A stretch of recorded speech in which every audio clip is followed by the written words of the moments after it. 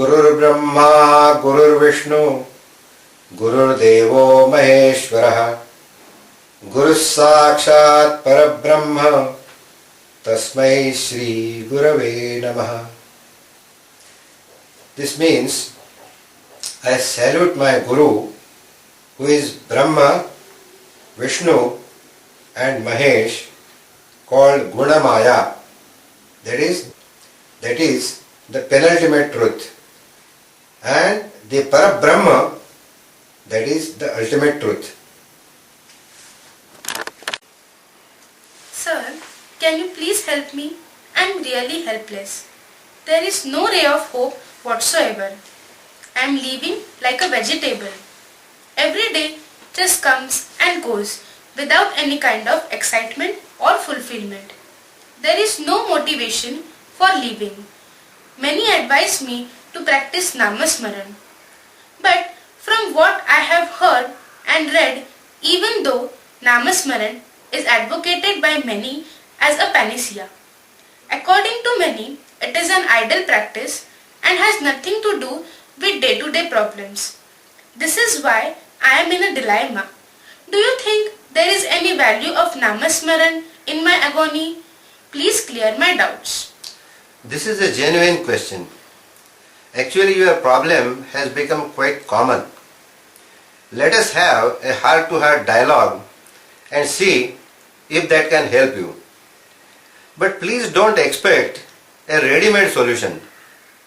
Don't think of passively following me. That does not work. Be bold, frank, and inquisitive. Challenge me, but it should not be in a casual manner. In such matters, the casual gossip proves useless and even counterproductive. Agreed. Sir, how can I afford to be casual in this state? I need a genuine and effective guidance. I assure you, I won't be casual for my own sake. Fine. I will try to explain whatever I am convinced about step by step. You can always interrupt me if I fail to clarify my point at any stage. Is that okay? Yes, sir. Perfect. I am really lucky that you have agreed to help me in this state of helplessness. I am fortunate to have you to clarify my doubts and help me to conquer my stress. Thank you. But the doubts can be cleared by discussion only up to a certain point. Final clarity and conviction ensues in the course of time through practice and verification. Hence, for the time being, consider at least provisionally that Namasmaran is a panacea that delivers total stress management and begin to practice it. Let your practice go on alongside our heart-to-heart interactions.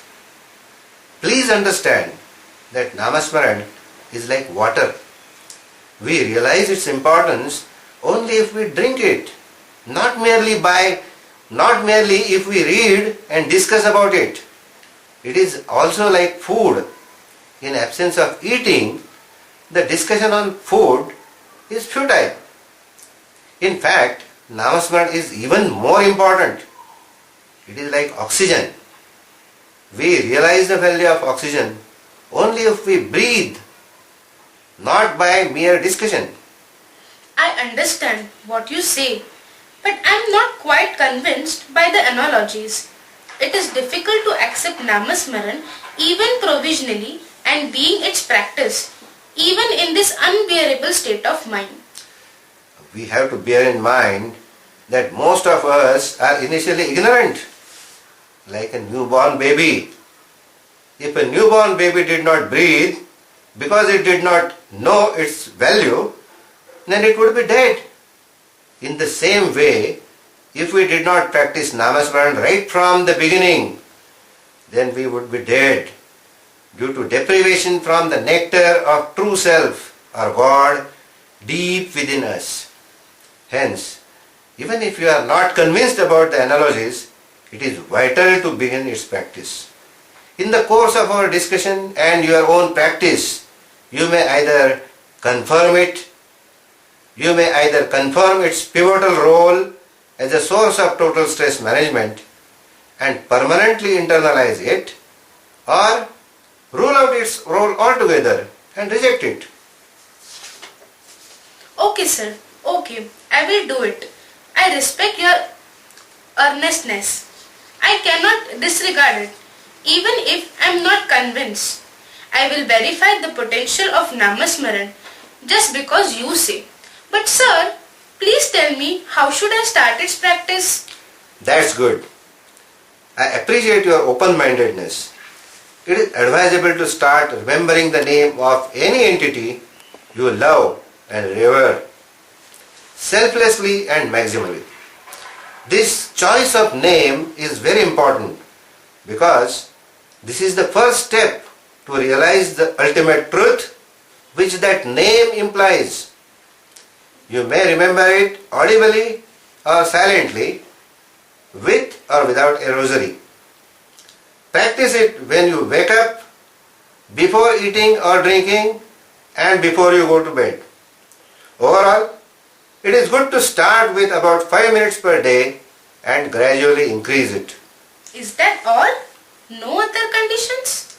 Yes, that is all. No conditions, no paraphernalia. Now, let us come back to your problem. Actually, it is our problem. In my view, this is a dissociation from true self, the powerhouse. This point will be clear in the course of our discussion. As regards the doubts about Namasmaran, it is because there is a conflict in our mind between what we observe and what we are preached. On the one hand, we observe all the life full of its complexities and contradictions which appears real, and on the other hand, we are preached that it is transient, ephemeral, unreal and illusory. Further, Nama, which appears unreal and illusory to us, is preached to be real.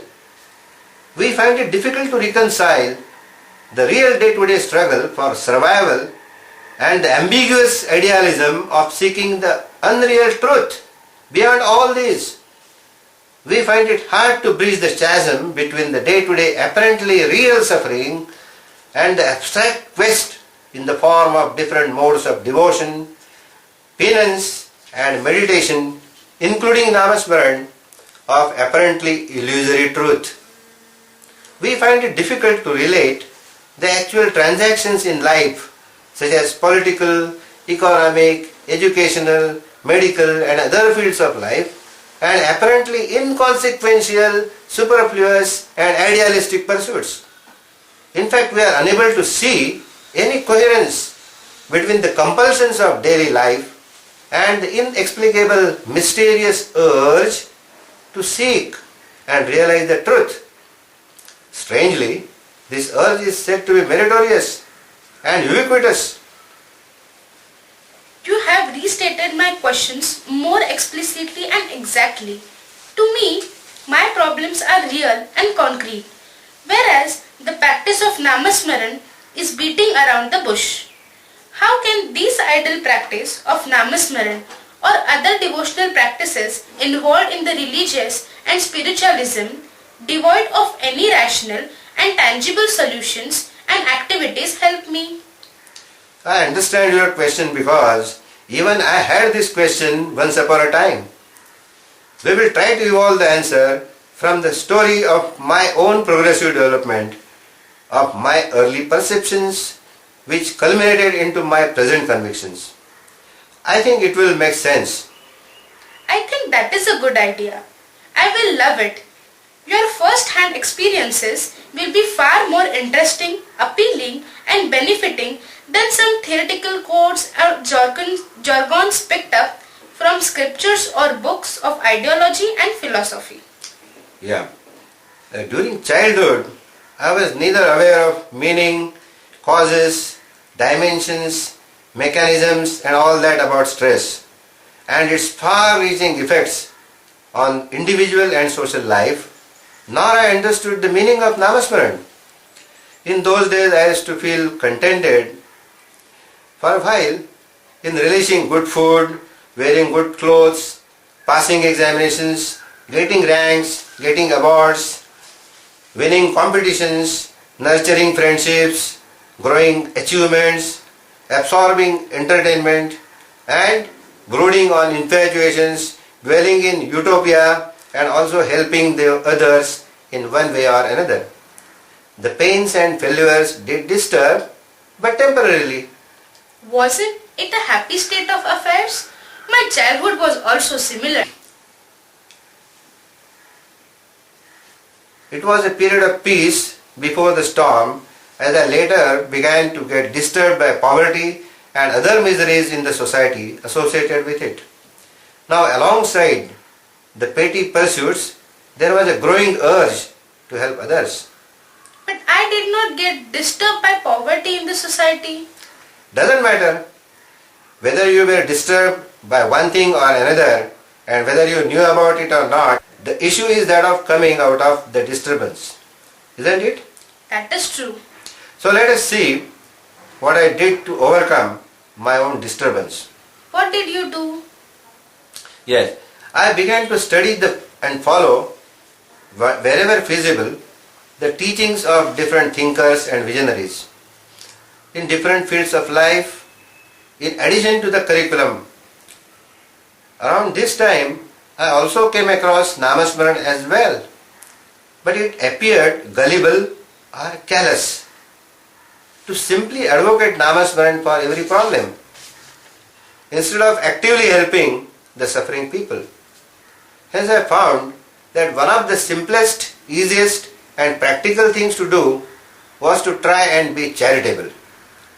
Did you try your hand at charity consciously? You must have. But sir, so far I am not involved in any charity, at least consciously. I think the difference begins with these. Again, let me reiterate, we are bound to differ on several counts. But the main point is finding out a common way of coming out of the disturbance. Okay, please continue, sir. Yes, I used to get emotionally charged with even the thought of doing charity. I used to feel excited in any and every charitable activity. But through my experiences and observations over years, I found that even as charity was necessary as an immediate rescue and relief activity, it proved to be insufficient on the long-term basis. It was at best a palliative, symptomatic treatment. It could not help to eradicate the root cause. Can you clarify? At least apparently, the charity in any form is very noble activity. It has a healing effect. It gives solace to millions. Yes, I will clarify. I will clarify what I mean. Charity is obviously preferable to a criminal or irresponsible behavior harmful to others. It is certainly nobler as and when compared with inertia, laziness, lassitude, pessimism, escapism and cynicism. It is also superior to maniacal self-centeredness, petty selfishness and profiteering at the cost of others. In fact, charity is extremely valuable in emergency situations. It is tremendously useful as a rehabilitatory activity. Moreover, it is also important in terms of satisfying our own innate need to help others. Actually, in absence of charity, all of us are starved of the nectar deep within us, though most often we are not aware of it. But the reason I felt unsatisfied with charity was because, barring emergency situations, often it was found to be misused. It led to perpetuation of irresponsibility, dependency, lethargy and parasitic tendencies in those who were beneficiaries, and it developed condescending attitude, arrogance and even cheating and unabated exploitative behavior in the givers. Through introspection, I found that though I felt happy in charity, mere charity did not eliminate the evils within me, whether I was helping person or helped one. Sir, I never looked into myself from this angle. This is a revelation. Do you think my heart is also pining to be of some help to others? Do you think I also need to perceive the need of doing charity and going beyond it? Would it be benefit me in my present misery? Yes, it will benefit you. Actually, like mine and yours, every heart pines to help others. But being unaware of it, most people do not pay attention to it. They keep suffering while being entangled in superficial and petty pursuits. As I could hear the cry of my heart, I did not give up charity as a concept and practice, but began to search what more was needed apart from charity. Was it at this time that you turned to Namasmaran? No, I did not turn to Namasmara at that time. But besides biographies and other philosophical books, I was introduced to Marxism and various thought currents in the leftist ideology. Marxism? Did it help you? What did you find in it? Did you join any leftist party? How can Marxism help me? A very important aspect of Marxism is it fueled my concern for the suffering that is common to billions. It intensified and sharpened my motivation as well as my actual intellectual, emotional and physical involvement in the efforts to find out the root cause of suffering and eradicate the same. It empowered the rustic fighter within me to end exploitation, to end injustice and to end resultant misery in the society. I began to listen apart from my heart to the call of my conscience, which was hitherto barely accessible to me. This aspect of Marxism was and is more than vital for every one of us. I have found true atheism to be an empowering doctrine as it could free an individual from the paranoid fear of God and the parasitic dependence on God. What exactly is the meaning of atheism? Is it just a lack of belief in power? Is it not arrogant to deny the existence of some creator or a superpower? This is a complex subject. The prevalent interpretation of the word theism is belief in God, and atheism connotes lack of faith in God. But this is just a superficial comprehension. It does not explore the deeper meanings of the words God and the belief. What do you mean by that? In true sense, atheism means denial of an alien entity, whether we call it God, Guru, Satan, ghost or angel, ruling us. And theism means denial of an alien entity ruling us other than our true self, whether we call it God, Guru, Nama or Brahma. Both do not deny the self. Secondly, belief is a loose word. Actually, belief and disbelief inherently embody uncertainty. Both belief as well as disbelief are devoid of a conviction and or experience. And therefore, in this belief as well as in disbelief, there is no certainty. But why are these two at loggerheads? That is because atheists as well as theists are believers. There is no certainty in them. Atheists believe in their own reasoning and theists believe in their own reasoning. But both are subjective and fallible. Both are feeble and fragile. Both become meek in times of difficulty. Atheists seek help from their sources and theists from their own. Both are dependent and both feel their ways are right. This has made their behavior opposed to each other. The theists are involved in devotional activities revolving around personal salvation, while the atheists are engaged in pursuits revolving mundane and material pursuits. I never thought of this. In other words, even as the spirit of true atheism is not against the spirit of true theism, both are opposed to each other. Absolutely. As I understood this, I realized that true atheism could emancipate the downtrodden, including me, to rise above the parasitic mentality to look towards some alien God for help and support in any and every difficulty. I thought true atheism was empowering as well as enlightening doctrine.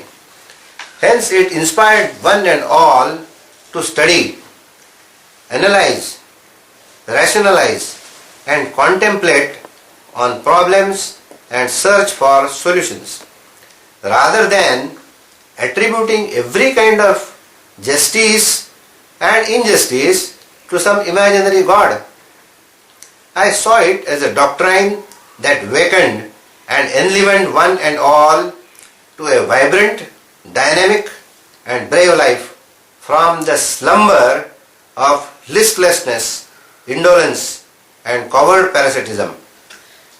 Once again, this is a different way to look at Marxism. I think I did not think of this because of the delirium of petty success and melancholy of petty failures. I am beginning to realize that my problem is of hysterical amplification of my petty concerns, irrespective of whether I call myself a theist or an atheist. As a result, I am voluntarily embracing entropy and choosing a downhill course. Sir, one more question. Why didn't you continue to be a Marxist? I have not taken any divorce from Marxism. The spirit of Marxism continues to nurture my heart. But those days, I was influenced by the superficial details of Marxism, because of which I thought that every malady in society, the root cause was poverty due to a class division and exploitation of one class by the other. But I realized through my experiences that equality is not and should not be a kind of regimentalization. Caste and caste differences, religions and religious differences, classes and class differences could not be eliminated through coercion. But even then, the enmity and strife could be eliminated and harmony could be established. As regards exploitation, it is far more deep-rooted than apparent. Firstly, it is complemented by both the exploiters as well as the exploited ones. And secondly, every individual, including me, has an element of an exploiter and an exploited. This is a complex subject because apparently we feel that one class exploits the other, but unknowingly both the exploiter as well as exploited class, unknowingly they complement each other. The divisions of the society in castes, creeds, religions and classes are only broadly realistic. They are not watertight compartments. In fact, all these are so much interwoven and intermingled that no kind of caste, creed, religion, race or class struggle is feasible and justifiable. Whether of one class, caste, creed, religion, race or nationality or another, such struggles can bring about at best only external, superficial and temporary changes, without elimination of deep-seated evils inside.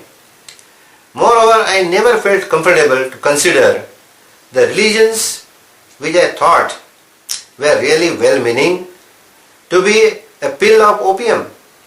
I could not think that the kind-hearted and selfless prophets, visionaries and saints were just merchants of opium.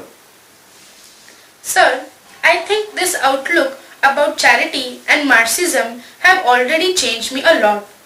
I am beginning to overcome my hysteria, melancholy and cynicism. I am experiencing a change in my vision and see what I have never imagined before. I am beginning to see my freedom from my shackles of my own pettiness. I am able to share the pain of billions, which is actually mine, and the immense power of these billions to get freed, which is also mine. Sir, I am experiencing a leap forward, a quantum growth. I am happy that you did not stop at any penultimate reality, as that is benefiting me today. Was this due to the insatiable quest of the truth in you? It was because of the insatiable quest in one way. Yes, it could be. But it happened to me. I don't think as an individual I can take credit for it. Today, I am neither a conformist philanthropist nor a conformist leftist, but I cherish the essence of both. Did you, as a result of this quest of truth, turn to spiritualism and Namasmaran? Actually, even during this learning process, I was never cut off from religion, spiritualism, occultism, mysticism, or all these. I was always enthusiastic to know and accept anything that could be globally benevolent and internally satisfying to me. But at least, apparently, your involvement must have changed from state of being charitable to the state of being a Marxist, and from being Marxist to your present stage. Is it not true? Yes, that is true. Sir, up till now, I did not notice the concern of my soul for the pains of others. I neither tried my hand at charity nor did I grow with the Marxist spirit of struggling to destroy the root causes of pains common to me and others. But did it help you in going from the strength to strength? What merit did you find in spiritualism? Was it useful to you? Would it help me as well? Yes, there was always something magnanimous and noble in the religious and spiritual traditions that attracted me and commanded my respect, even reverence. I did not know concretely what it was, but there was something that haunted me. It could be the perspective of universal unity, utmost noble-heartedness, total selflessness, unquestionable honesty, exemplary simplicity, adorable kindness, or something extraordinary linked to God, that is true self. What were the shortcomings? What should I avoid? I thought the religion and spiritualism which I came across were alien from socio-economic and political mainstream. Various cults, traditions, creeds and religious practices appeared rather marginalized and merely survived on donations. I thought they had become the caricatures of themselves, even though in some instances at least they did some appreciable charitable work. I found that spiritualism that I came across provided some temporary psychological solace without any change in the objective conditions in which a common person like me lived. In short, I could not be satisfied by the materialistic approach as well as the religious and spiritual traditions I encountered. I could not find a way of simultaneous inner as well as the outer and individual as well as the global blossoming. That means you were not quite satisfied with the prevalent materialism as well as spiritualism. Charity, Marxism as well as spiritualism don't seem to have helped you. That is not exactly true. All these constitute an extremely valuable heritage actually. They are the heritage of human civilization. But if we don't go to their root, then they don't help. I felt that I had yet to actually meet the self of true atheism and God of truthism. Actually, I could, though faintly, perceive the fact that what the atheist called self was the same which was revered by the theists as God. This was why I could neither dislike atheist tradition nor the theist tradition. Sir, this is becoming difficult. Is human suffering so vast and so much difficult to conquer without going in this minutiae? Don't we get isolated from all the traditions and are left alone due this so-called search of truth? That is not actually true. We do not get cut off due to this search of truth. But there is no shortcut as well. But please note, I was never broken away from any of these traditions. I pursued and tried to pursue the whisper of my deep instincts, which cherished the essence of all traditions as and in the form I came across. Only thing is that I was not in perfect conformity with any of them. I had a distinct feeling that innate aspiration of all the doctrines which I came across were those of global welfare and innate fulfillment. In essence, they were in complete agreement, but I was not able to identify and pinpoint that essence or the abstract link connecting them. Hence, intellectually as well as emotionally, I was restless. I had a lot to learn. I had to expand my perspective. I had to expand my intellectual as well as emotional horizons. I was falling short. This is why I kept on reading and experimenting. But I did not find any answer. I did not find any specific solution. I merely came to a provisional conclusion that there was a need to raise the mass consciousness. There was a need to trigger mass awakening and initiate or rather boost the fight against injustice in every field. So I began to write and share my restlessness, my criticism and my enthusiasm and my dreams with others. Sir, in those days, you must have been going through intellectual and emotional storms. How can I bear with such storms in my distress? Isn't there any other easier way? At least I don't know. But you can surely bear with all this, as there is no alternative, and I am sure you are going to overcome all these storms. Okay. At this stage, you had grown out of charity, Marxism as well as the prevalent spiritualism. What was the theme of your writing then? How would you categorize your writing? I cannot categorize my writing, but it did not belong to any specific category.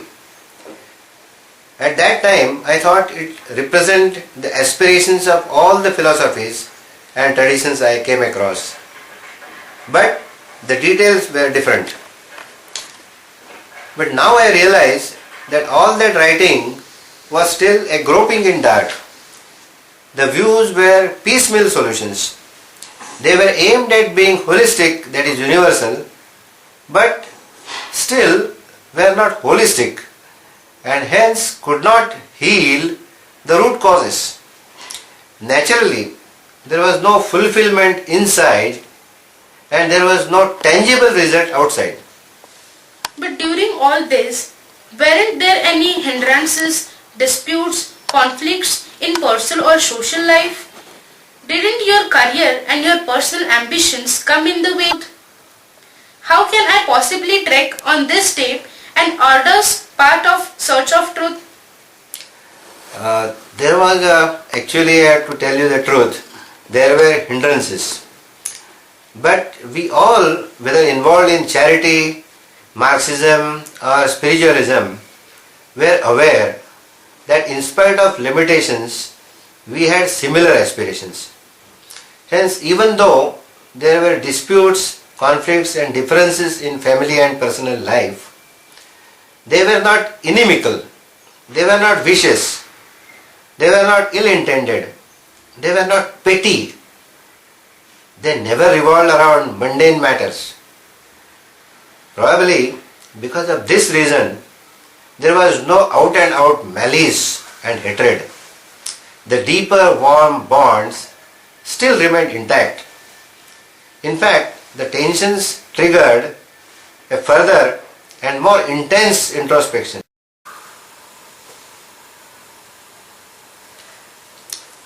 As regards the career, the primary focus in my career was to follow the whisper of my deep instincts, as I have told you earlier. As a result of the search for a holistic solution continued unabated. The difficulties in this search actually triggered even keener study and exploration. In fact, the difficulties helped me to grow from within as well as in my expression. With respect to your trekking, it is not by choice but by virtue of the innate compulsion that we tread this path of individual and global blossoming. The very fact that you are in need of genuine, radical and holistic solution for your stress confirm your ability to trek this path successfully, and this path which is so much arduous. But how could one bring about socio-political changes in the absence of active participation in politics or social movements? How could one overcome the stress in personal life? How could one get a promotion in job by this work which has no value? How could one get financial security without following the demands of job and market? Don't you think this path does not assure social welfare as well as personal well-being? I think in such a situation, you must have gone through a lot of turmoil in spite of your inexplicable whisper of deeper instincts. How can all this help me? Your question is true. It was a turmoil. Neither personal success nor the social goals were being realized. It created self-doubts, self-abnegations, self-pity and so on. But I had nothing to hold on to. But in spite of all this, there was much more than a silver lining. I always had enormous and intense, though far from complete fulfillment, in terms of being in tune with the whisper of my deep instincts, now growing into inner voice of my conscience.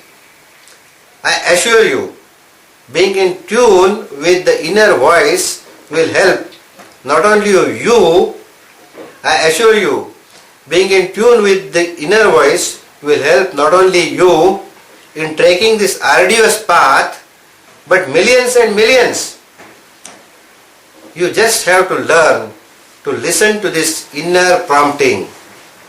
Even as it was quite indistinct in those days, it gave me the assurance that I was on right track and with wholesome contributions to the content of socio-political movements and true personal welfare.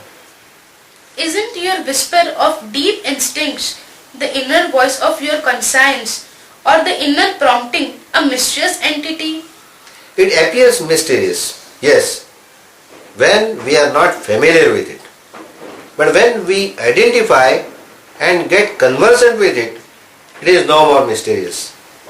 I did not know the significance of the inner prompting at that time, but it helped me and will help you.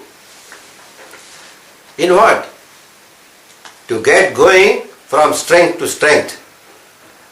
I did not yield to pressure of the surroundings. Even amidst despair, frustration, helplessness and hopelessness, I still did not have the feeling of a total defeat. Was it at that time that you turned to Namasmaran? No, I did not turn to Namasmaran even at that time. But I said, as I said earlier, I was never cut off from any doctrine or traditions. Namasmaran was one of the many things I was studying. But then, how did you manage your frustration? Please tell me. It will help me in managing my stress. Like anybody else, I also tried to content myself by being in friends' company, by being flattered, and by indulging. But being hollow by their very nature, these things could not satiate and quiet me. In fact, they churned me from within and propelled me for an even more intense search for that essence or that abstract link connecting various doctrines and a panacea that would work in all ailments, all sufferings, for all nations, all races, all classes, all religions and all ideologies and at individual as well as global levels. But let me tell you, this propulsion was not a conscious, deliberate and planned effort. It was just happening in me. I had no control over it. I could not start or stop it. The search was irresistible. I was possessed by ever-growing inner prompting. This must have been how the exploration or development of holistic solutions began and brought you closer to the panacea. Yes, that is true. But I did not know the word holistic. Even at that time, I simply kept on studying and wherever feasible, practicing and verifying different ideas. I was still far from any holistic concepts and any panacea. Sir, is my desire to seek advice from you actually a result of inner prompting, which I could not identify till now as inner prompting? Now I am more anxious to understand and actually verify the usefulness of your present concepts of total stress management and Namasmaran. Of course, your desire is born out of your inner prompting. Actually, it is around this time that I began to realize that all what I had written had some value, but was not universal and did not spring from the ultimate depths of my heart. Naturally, it did not reach the ultimate depths of the hearts of others. In other words, the solutions could not be universally effective and were not complete. They were far from complete. In fact, I realized that all the written solutions, not only what I had written, but all whatever was written before, the decrees, the commandments, the prescriptions, all these which I had come across, of course, had a great value and a great role for different individuals, different societies and at different times. But they could not be universal in view of the effectiveness and also in view of personal freedom. They needed enlightened modifications or refinements from time to time with a realization of their essence, that is, the abstract yet strong link uniting them. This could make them appropriate to different periods, different places, different social, cultural, religious and political situations and so on. Now my task was to re-explore, rediscover or reinvent that simple, single and easy to practice universal solution, what I may call panacea. And how it should be?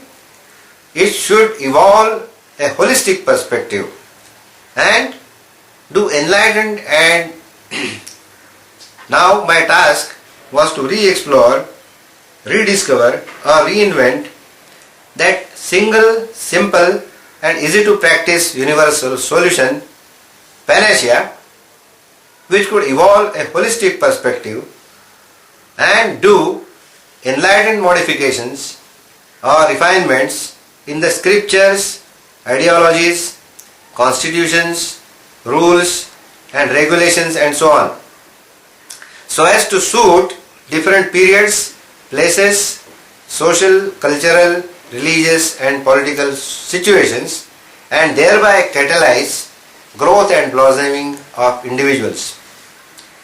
It also had to enable us to think benevolently for the universe and evolve policies, plans and programs benevolent to the universe.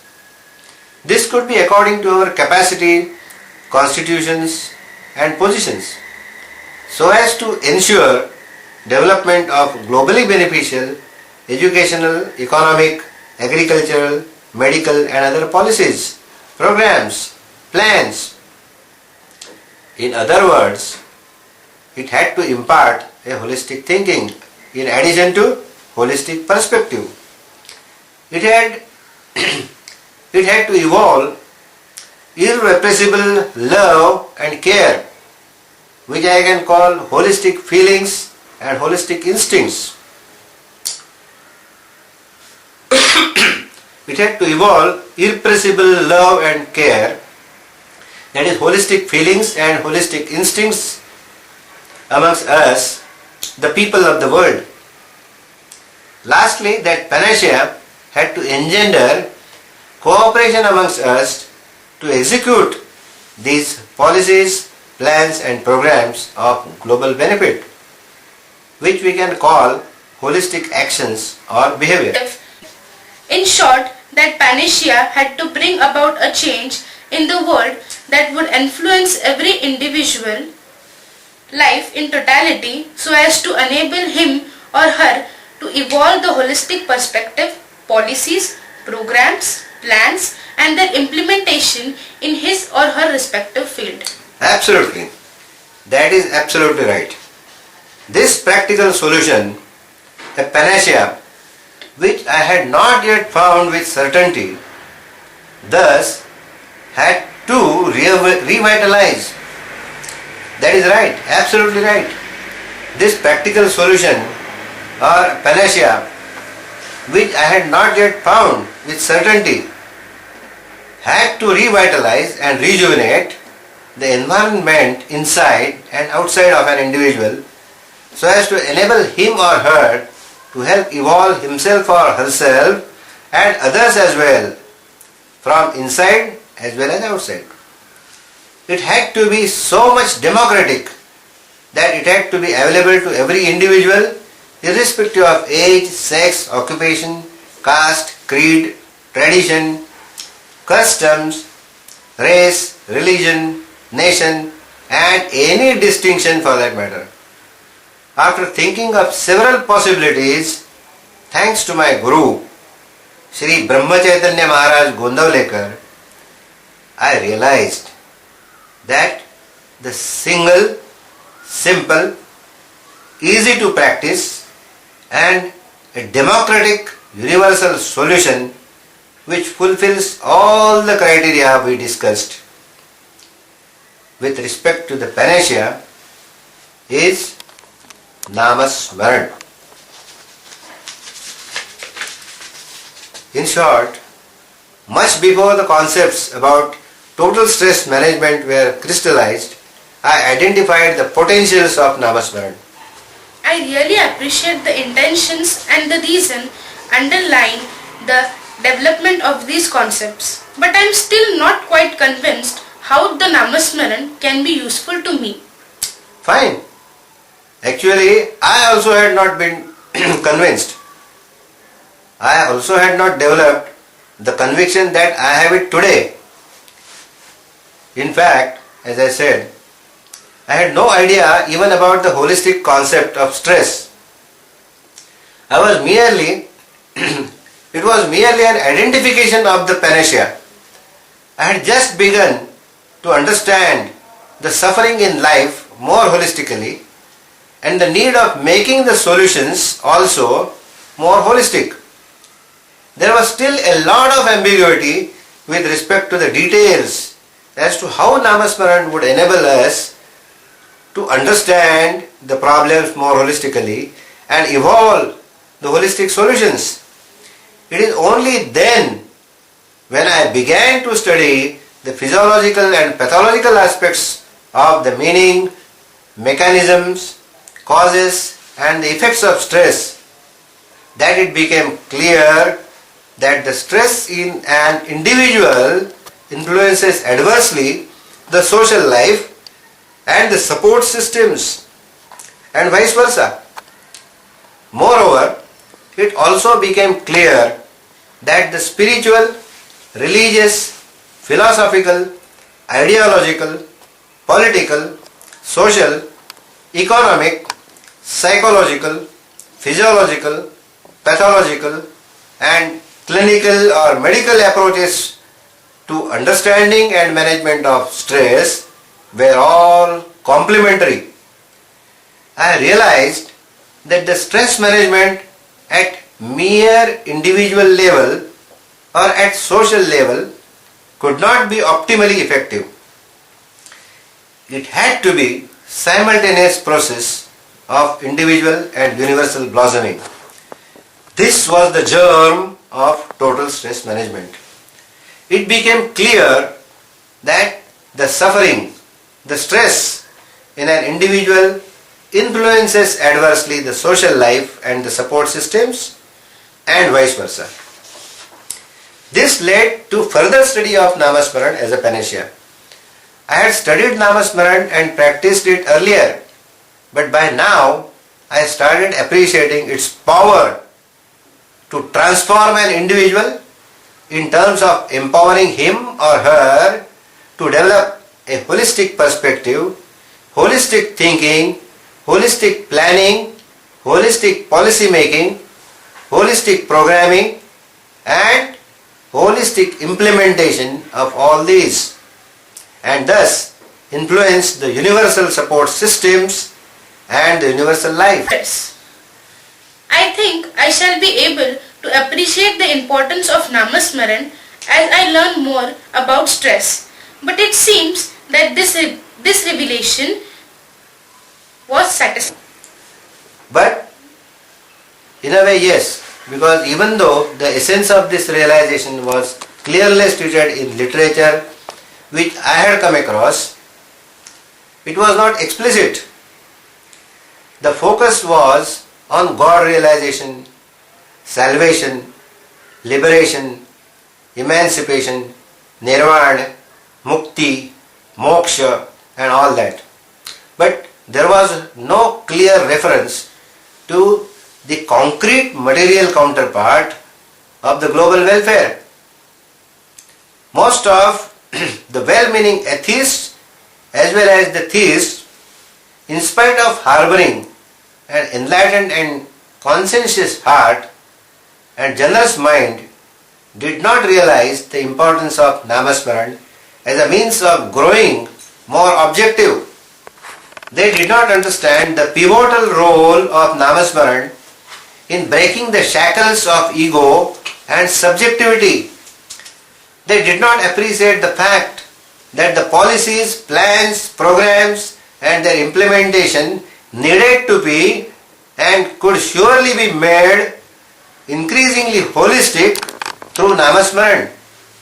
I realized that true atheism is overcoming the stupefying influences of apparent environment, and true atheism and true theism is ability to realize the otherwise imperceptible true self. Even the materialistic and spiritual pursuits in my nature were thus fully satisfied. And it is then when I realized that every material pursuit, including the sustenance and nurturing of our physical existence, becomes meaningful, worthwhile and fulfilling when aimed at culminating into the realization of true self. With this understanding, the atheist and the theist facets of mind were simultaneously satisfied. In absence of this understanding, it appeared to me that there was a strong possibility of atheists as well as the theists going astray, skip their duties, which was called swadharma, remain selfish and indolent, and yet infatuate either some social revolution or individual liberation, individual moksha, individual mukti, individual nirman, etc. I thought this error of omission of the universal benevolence of Namasmaran was as real and as big and as serious as that of being oblivious to the omnipotent benevolence of true self or God. What exactly you mean by swadharma? Can you clarify further? Yes, it has to be clarified. From absolute truth manifests swadharma as a source of sat prerana, sat dharana, sat vichar, sadichha, sat bhavana, sat pravrutti, sat vasana, sat sankalpa and sat karma, which together constitute sadachar. Don't worry, I am going to explain all this in the course of time. Now I am able to appreciate what you mean by the assurance of the inner prompting. You could not have persisted in your search, a totally thankless search of panacea, in absence of listening the inner prompting. It is clear that in absence of this, stress in my life made me mean, and in turn the meanness aggravated the stress. I got trapped in non-holistic or sectarian perspective, thinking, feelings, instincts and action, which enabled me to adopt the piecemeal solutions. These solutions in turn casted deleterious influences on me, and I became a victim of perpetual vicious cycle of stress, deterioration, stress, deterioration. Yes, you are right. But please don't feel guilty. It took over 3 decades for me to understand even this much. Moreover, please note that this understanding also is not absolute. It is not complete.